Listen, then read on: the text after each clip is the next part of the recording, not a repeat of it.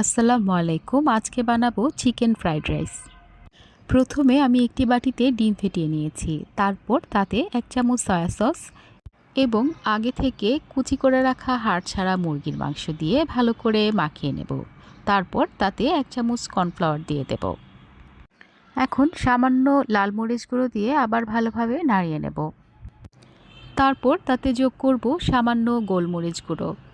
একে ঢাকনা দিয়ে ঢেকে আধা ঘন্টার জন্য রেস্টে রেখে নেব। তারপর ফ্রাই প্যানে তেল গরম করে সবগুলো উপাদান একসাথে দিয়ে দেব। হাই হিটে চিকেনটা খুব ভালোভাবে ভেজে নেব। ফ্রাইড রাইসের সবজি হিসেবে অনেক কিছুই দেওয়া যায়, তো আমি আজ ক্যাপসিকাম এবং গাজর দেব। তো এই জন্য আমি একটি ক্যাপসিকাম নিয়েছি এবং ক্যাপসিকামটিকে ভালোভাবে কেটে তারপর তাকে ছোট ছোট টুকরো করে নেব। ক্যাপসিকাম দিলে ফ্রাইড রাইসের টেস্টটা বহুগুণেই বেড়ে যায়।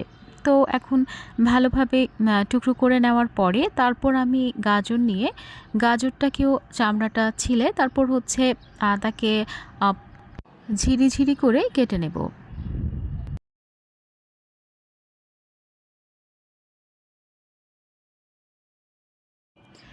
একইভাবে পেঁয়াজকেও চামড়া ছিলে তারপর পেঁয়াজটাকেও ভালোভাবেই কেটে নেব। একটু বড় বড় টুকরো হবে।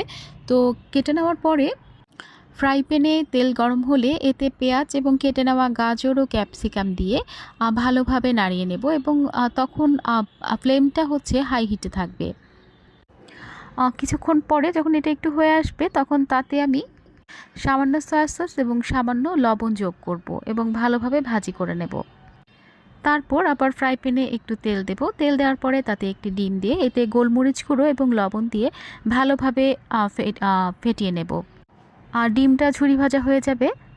এখন একটা হাঁড়িতে পানি ফুটিয়ে নিয়ে তারপর তাতে পোলাও চাল দিয়ে দেব এবং চালটা যখন 80% মতো কুকড হবে, মোটামুটি শক্ত ঝরঝরে থাকা অবস্থাতেই নামিয়ে নিয়ে তা পানিতে ধুয়ে নেব। এখন ভাতের পানিটা ছড়িয়ে তাতে ফ্রাই প্যানে তেল গরম করে লো হিটে, একদম লো হিট থাকবে, লো হিটে ভাতসহ সব উপাদানগুলো একসাথে দিয়ে দেব। তারপর স্বাদমতো গোলমরিচ গুঁড়ো দিয়ে একটু নাড়াতে হবে এবং এরপর সামান্য লবণ দিতে হবে। এখন ছোট এক টুকরা বাটার দিয়ে ভালোভাবে নাড়িয়ে চাড়িয়ে নামিয়ে নিলেই হয়ে গেল মজাদার ফ্রাইড রাইস।